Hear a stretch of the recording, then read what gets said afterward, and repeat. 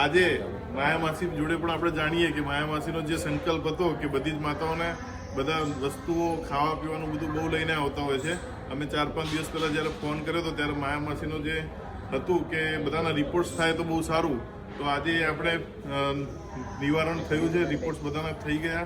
તો માયા માસી જોડે જાણીએ કે એમને કેવું લાગ્યું. જય શ્રી કૃષ્ણ. અંબે માત કી જય. ધૈર્ય કુમારે અમારા બધા ડૉક્ટરોની ટીમ લાવીને અને અમારા બધાના રિપોર્ટ્સ કરાય એ ખૂબ જ જરૂરી હતું.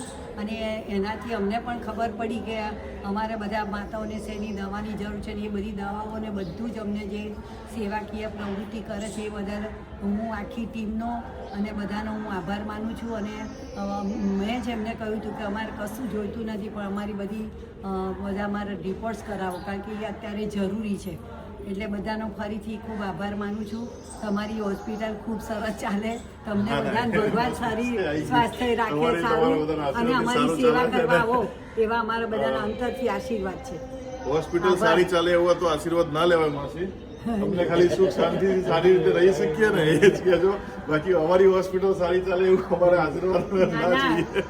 જે આવે એ સારા થઈને જાય, દર્દીઓ જે આવે દર્દી સારા થઈને જાય એ બહુ અને મોટી તમને વસ્તુ એની છે. જસ મળે, બસ એટલું જ હું કહું છું. હોસ્પિટલ તો આપણે સારી ચાલવાનો મતલબ એમ નથી હું કહેતી, પણ તમે બધાને સાજા કરીને મોકલો એ જ બહુ મહત્વનું છે.